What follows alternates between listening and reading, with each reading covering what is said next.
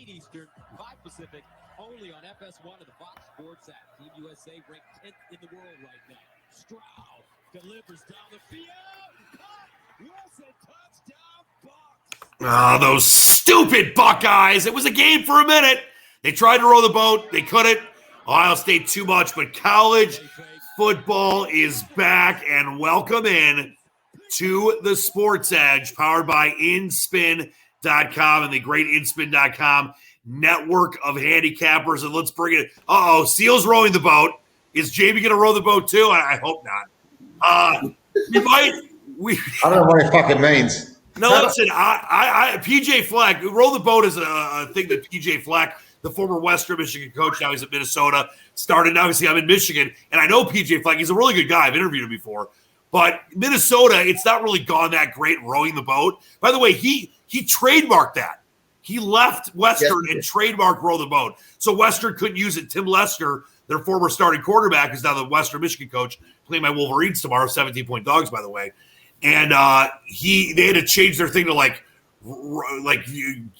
don't know. I think it was like move the oar or something. They couldn't use row the boat. It was over. But PJ Fleck and the Buckeyes were just too much for him. It's great to see everybody. Jamie, you get his great stuff at scratchcaddy.com. Mr. Seal at sportshandicapper.com. We might have our noble leader, Starsky, around in a little bit. I know there's a lot going on down there. Seal, you got something? Yeah, I was just wondering, since he does row the boat, he is in a good spot, isn't he? Minneapolis, Minnesota. Yeah, Atlanta, 10,000 lakes. There's a lot of lakes there, so you really do need a boat in Minnesota. Multiple places to do that. All right, well, I want to start with our man JB here. JB, see, we'll get back to you in a minute. And Jamie, it's one of these things where we've talked about this a lot on this show, and we talk about it with Seal, we talk about it with Starsky. You don't just bet games to bet games. You don't just take golfers to take golfers. And the Tour Championship is this unique thing that they've started over the last few years where there's a staggered scoring. You start with, different amount of strokes under par. So Patrick Cantley started, 10 under because he was the, number one in the rankings. Yeah. And then, the second place guys now -8, and then -7, -6, etc. And you made a lot of great points as we talked throughout the week that this was a week not to really go with anything, and there's nothing wrong with that. I mean, this is the longest PGA season ever, Jamie. 51 tournaments in 52 weeks. Ridiculous. Yeah, it's crazy, isn't it? I was sort of starting to look at it over on Sunday night, Monday morning, and then I was like, well, and I'm scratching my head about it, and then I was like, well, okay, let's try and do something, and then all of these other sort of things are coming into my head. Well, the guys who have got a strokes lead, are they still going to play the golf course exactly how they play it if they were all starting on the same score? The guys who are 9 strokes behind from Cantley, who are at -1 or whatever, they can still shoot a 64, 65, and they're still going to be 6, 7 shots behind him. How are they going to feel as far as, do they just down tools at that stage? So I think there's a few extra things there that is beyond just playing against the golf course for people to actually sort of think about. So yeah, that was one of the reasons as to why. Plus the fact, like you said, you got Cantley, Rahm and all that. They were 3-1, 4-1 or something like that. Right. There's nothing there really, to be fair, that I thought was worthwhile. Do you like, I know what they're doing, and I like the playoffs. It used to be 4 events, now it's 3, and I like what they're doing with it, but do you like how they've changed it to the staggered strokes? And obviously there's betting out there without the strokes. Yeah, it's not good for betting. Do you know what I was actually thinking? Start everybody off on the same, so everybody's starting from level par, but give the leader an extra couple. So the other guys play, so instead of playing 72 holes, they're only going to play 62 holes. Right. For example. But you're all playing on the same, you're all I on like the same that. floor. So, so the leader gets to play the full 72. Right. The guy behind him will only get to play 71 or 70, something like that. But again, who are we to talk about that? Because it doesn't really matter what we say. You know why they did it too, and I understand this because it was really fucking confusing. So the way it would work until they changed it a few years ago was that you go to the Tour Championship, only 30 players in the field, and there's all these different, possibilities, which none of us could keep track ourselves. Then the PGA Tour did it, and obviously the coverage on network television, whether it was, I think it was CBS sometimes and NBC sometimes. And so let's say, Finau is going to win the Tour Championship, but if he wins, then Dustin Johnson has to finish in third or better, and he still wins the overall playoff. So you had to keep track of like 15 different things. Exactly. That was how it was when Woods won and Rose came fourth, I think he was, to actually win it all. So, yeah, I mean, I don't know. I mean, they're going to do whatever they want to do as far as generating money and this, that, and the other. But I'll tell you the truth, Dan, I haven't even watched a shot of it this week. I haven't even watched a shot of it this week. For fun, I just took a bunch of long shots. I mean, not like super long shots, but I was betting against Cantley, Rahm, and DeChambeau. And right now, Cantley and Rahm are running away with it. I think Cantley's 17 under, Rahm is 16 under as we record here on a Friday afternoon. So I'm dead unless Harris English goes like 900 tomorrow, and he's like ain't easy to do that. I'm toast. But I think this is really something cool that you've done with your website. And by the way, we've got the season starts pretty soon, right? Like we have the Ryder Cup in September, but the season's going to start again. Exactly. So I think we're going to be off. We'll be off next week, and then I think in a couple of weeks' time we've got the old Safeway Championship, which is now called the Fortinet or something like that. So over in Johnny Miller's golf course there over in California. Yeah. So, but yeah, I've done a few extra changes there on the website. Added a few extra sheets for people, which is season long stuff. If you just go there and just click on the free worksheets there, they'll be updated. Click on the average finishing position by green type. If you click on that for us, Dan, and down the bottom there, if you see, so you've got the 4 or 5 different types of greens that they use: bent Bermuda, bent Poa, Paspalum. And if you go to totals, right? So this is all in world official world golf ranking order. So there you've got Jon Rahm. What does that say? My eyes aren't that good, Dan. What does it say on Ben? 15.33? Yeah, 15. Yeah, your eyes are doing great right now. Okay, so that's his average finishing position on all golf courses he's played with bent grass greens since September of 2019. Yep. Okay. Now, obviously, for us to get to a final number, you've got to allocate a number to the missed cut. So what I did was I allocated 70 for a missed cut, being as it's usually the top 65 and ties. So if you look at their Jon Rahm, and the one that's really interesting there to me was Dustin Johnson. So Dustin Johnson on the bent grass greens, average finishing position of 42. On Bermuda was 18.4. So at the WGC FedEx a few weeks ago, you could have bet 18-1 Dustin Johnson. That was on Bermuda grass greens. And then 2 weeks after that, you could have bet him at 18-1 also on bent grass greens. Right.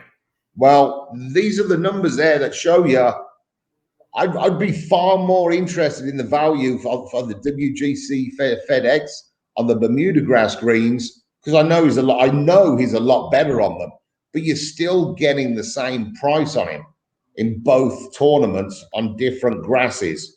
So what I did was I compiled this for people to have a look at, and just so they can bear in mind as to what types of greens that they're playing on, and you can actually see there from September 2019 up to today exactly how he's done on those types of greens, and everything is there for you. Now, again, is it? It's not 100%. You've still got to look at other things. You've still got to look at current form. You've still got to look at the course form on there as well. You've also got to go back into those events and say, well, okay, so Dustin Johnson, 18.4, but where did they come? Did they come on specifically one of the golf courses that's got Bermuda grass greens, or did it come on all Bermuda grass green courses? So there's a lot of stuff in there. That's why I left in the other sheets there as well. So as you can go in there, you can go and see where those actually numbers came from. And as I said, I mean, this is 2 years worth of results there that have all been compiled and broken down into one number there at the end. Jamie, I got to tell you, it's incredible. I mean, this is why I love you in many different ways, but why you've been so successful and taking, obviously the guest work out, but taking a lot of the grunt work out, and just to have this stuff on there. I mean, kudos to you and the people that have helped put this website together with you. It's awesome. And this is why you've been so successful, why we love talking about this with you on the show, because it really, like you said, that's such a great point. I mean, back to the Dustin Johnson thing, where you're getting the same odds on bent grass, where he's been very bad, and Bermuda grass, where he's been pretty good. And that's the difference between figuring out value. Now, listen, like you said, there's other things to deal with. There's, current form and obviously momentum, and if someone's been hurt and all that stuff. But, like, this is going back to, like, when Tiger Woods would play. Tiger Woods would always be the favorite. He'd be anywhere between 3 to 8 to 1 every week. Yeah, he would win a lot of tournaments, but there's not value in betting a guy at 3 to 1 out of 156 or 128. To find guys that are 30 to 1, or even Dustin Johnson at 18 to 1 when he's much better on the bent grass or the Bermuda grass. To find a guy like Zalatoris at the Masters, who I almost cashed for $4,000 on like a $30 bet. Jonathan Vegas, you've had him a couple of times this year. One time he almost won, that he was almost 100 to 1. That's why you've been successful. That's why I love what you do at ScratchCaddy.com. And as you've perfected this system over the years, it's only getting better. And now that you have all the information out there to show to the people on the website, even further, it just makes it that much more fun to get involved and to understand where your process is. And that's exciting for people, that bet golf.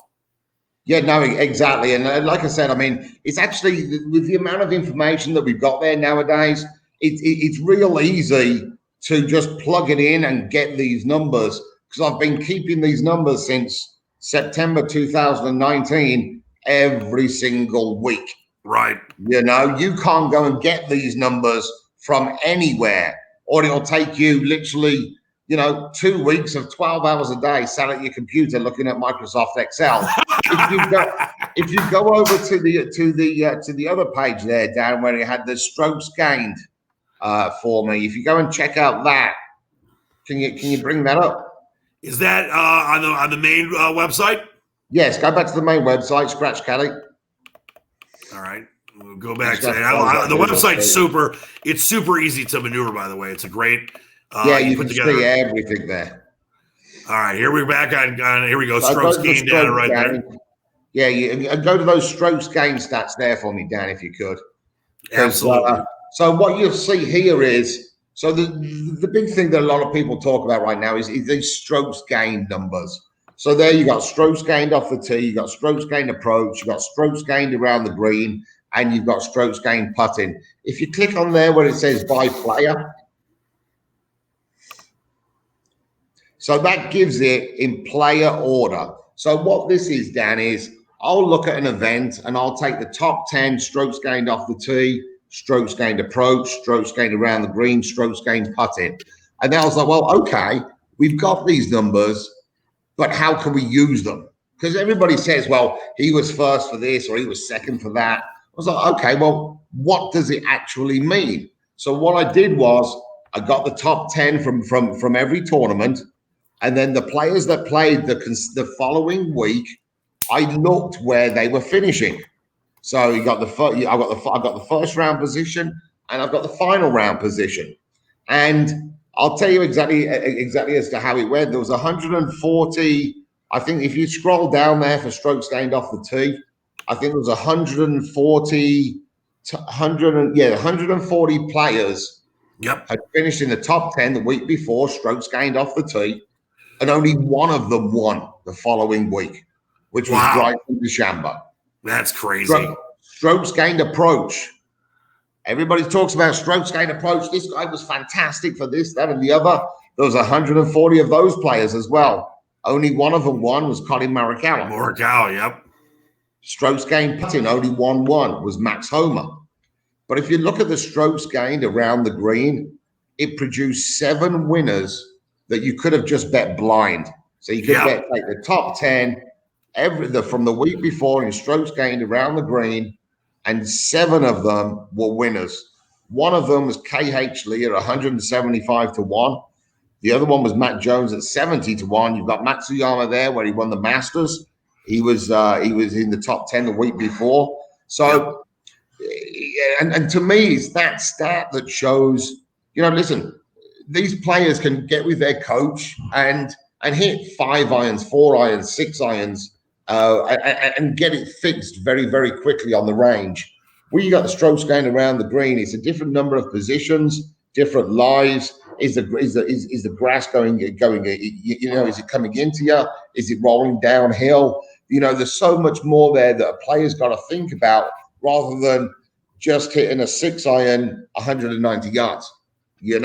There's so much more there, which I think actually shows the actual well-being of a player's confidence and where his actual game is. So now, again, do I just bet them blindly? No, I don't. Yeah. But there's a number of guys in there. That'll be the one stat that I'll always look at every week, and I'll keep it on the back burner. And if a guy comes up there who I like, and he's also in the top 10, it just sort of solidifies what I'm thinking about. So if we go in there as well, so you go to let's look at the strokes gained approach there, and scroll down to Jordan Spieth for me on strokes gained approach. Okay, so there you go, Jordan Spieth. Look, so I beg your pardon, Dan. Sorry, it wasn't strokes gained approach; it was strokes gained around the green. So yes, that's right Spieth, here, the third column. Yeah, they go to the third column there, and Jordan Spieth. Look what he does the week after he comes in the top 10 strokes gained around the green. Second, third, and third. That's pretty incredible. Second, third, and third. So, okay. So now we know where he's looking at finish, or we've got an idea. Again, it's a small sample size right now, but you can look at Spieth there for the outrights. You can look at him in matchups as well. And the great thing about this as well is it's not just the big name players. Go back over to the strokes gained approach for me, Dan, and go up to Charles Schwartzel. So Charles Schwartzel there, he's come 3rd and 14th out of 2 events, and he missed the cut. Well, Charles Schwartzel in tournament matchups, he's going to be against other players who are 125, 150 to 1.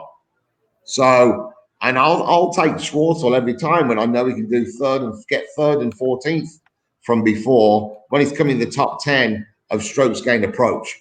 So that's how I use the numbers. I don't just use them blindly, but I'll go into them and I'll look at them as well with the players who they're against up in matchups, and as well just look at the price of them. If the guy's 100 to 1 plus, you may as well just have a couple of dollars on him anyway. Yeah. I got to tell you, an incredible job by you, and this is the way you've been doing things for a long time, and to see it clearly here for people that are going to go to scratchcat.com. Jamie, it's awesome. I can't wait. I know we have a week off, like you said, and then we're getting right back into it. But great job by you, and we really always appreciate you and what you bring to this show. And we got a lot of money to win with golf. I'll tell you this. I'm a degenerate bettor much of my life, but I really started getting into golf betting, probably 10 years ago or so. I love it now. And with you, obviously, we've been super successful. But it's one of those things where you can make a lot of money and not have to lay a lot of money. And it's fun. And it's a 4-day event. And you got guys these days now with these apps where some people are watching the legal apps in like my state, like Michigan and Pennsylvania, where Seal is, who's coming up in a minute. You can get, cash outs or partial cash outs. It's awesome. Yeah. It's so much fun. And it is. And like I said, obviously, me with the UK background, everybody over in the UK, if you were to tell a UK customer or a punter that he's going to bet minus 110 for the rest of his life, he'd probably put a bullet through his head. All of the big players over in England who win money aren't betting the favorites. They aren't betting minus 110, even money minus like horse racing. They're fighting the underdogs. They're betting the big underdogs so as that you only need a few of them to come through. So what I'll do is obviously we'll do that. What I'm also going to include for the upcoming season is going to be a sheet every week, which will have all of the stats, player versus player. So as you can look at it all, player A versus player B, and you'll have all of the numbers there, one above the other. So it's real easy to look at. It'll be real easy to bet. And for the American guys who are used to betting minus 110, you can bet the matchups as well. Hell yeah. Jamie, thanks so much. Great stuff by you. I look forward to you being on the show each and every week. And as we said, we got a quick break and then right back to golf. We got the Ryder Cup too. Jamie, great stuff. Thank you so much. Sorry again about England, by the way. We haven't talked about England in a little while. That's nothing. Yeah, it was ridiculous. They should have won. All right, Jamie, thanks so much. ScratchCaddy.com.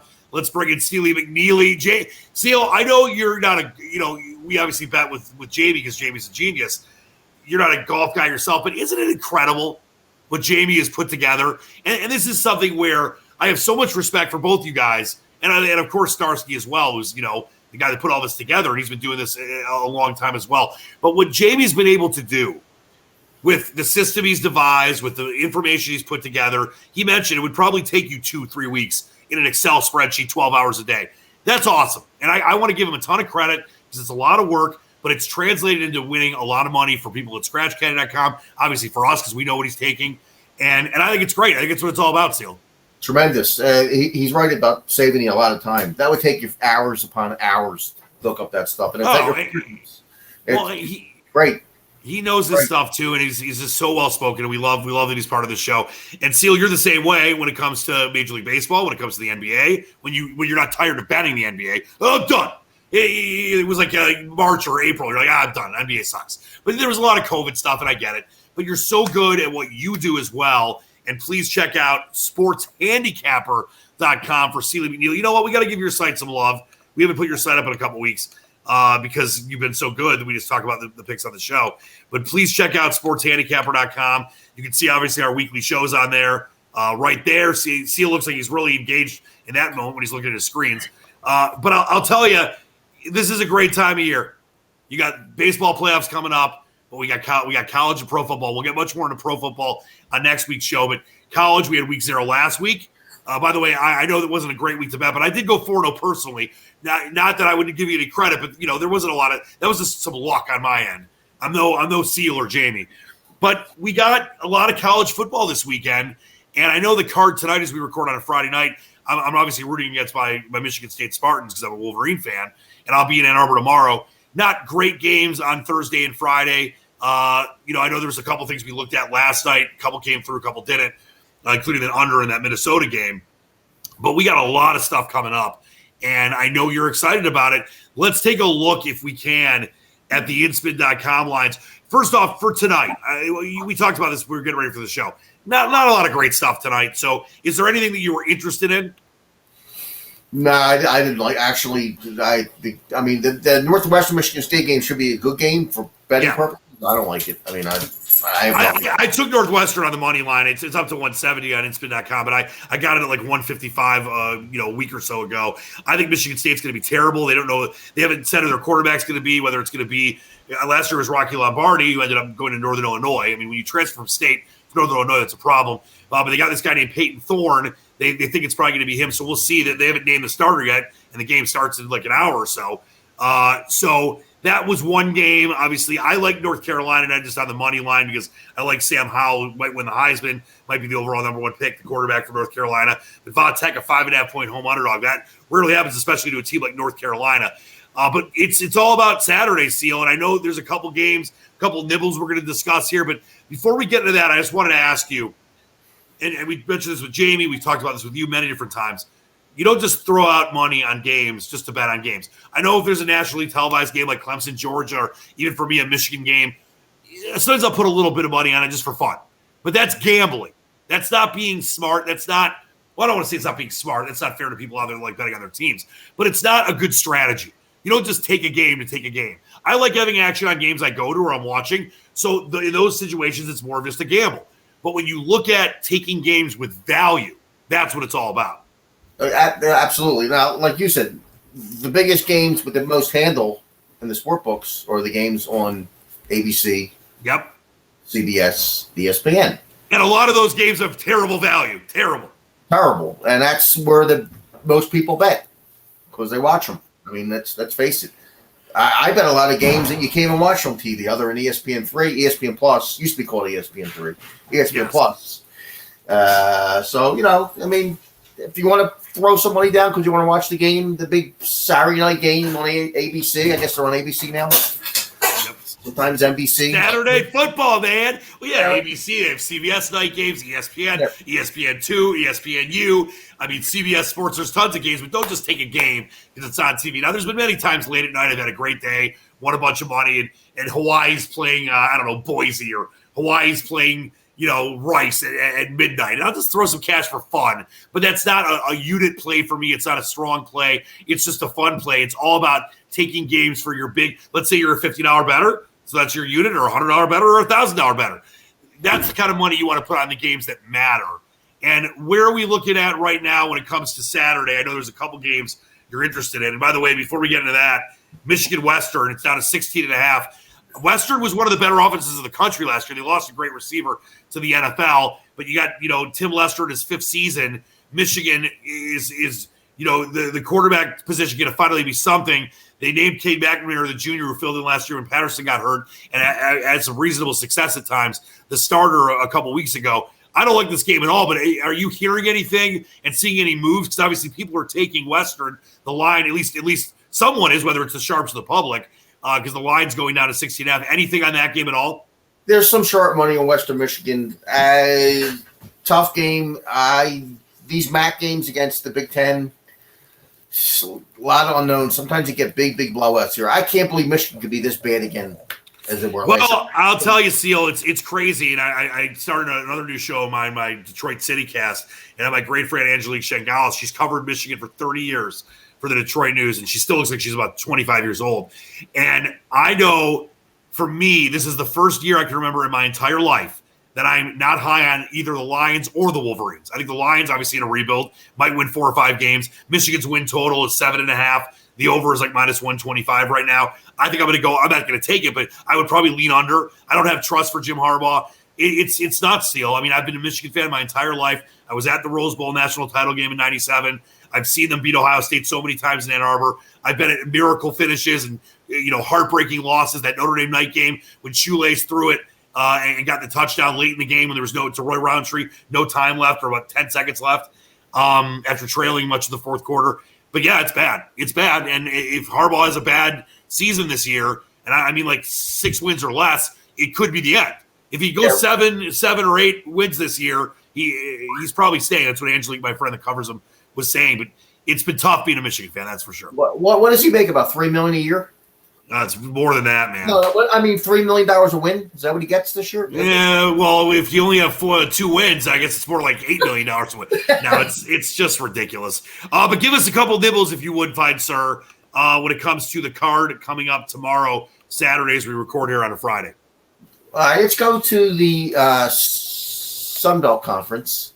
I know like favorite of yours. The Sun Belt, the Fun Belt. Hey, Sun Belt is the Fun Belt. That's right. There's a out-of-league game, Texas State Bobcats at home against the Baylor Bears. I'm going to take a whirl on the little Texas State plus 7.5 in the first half.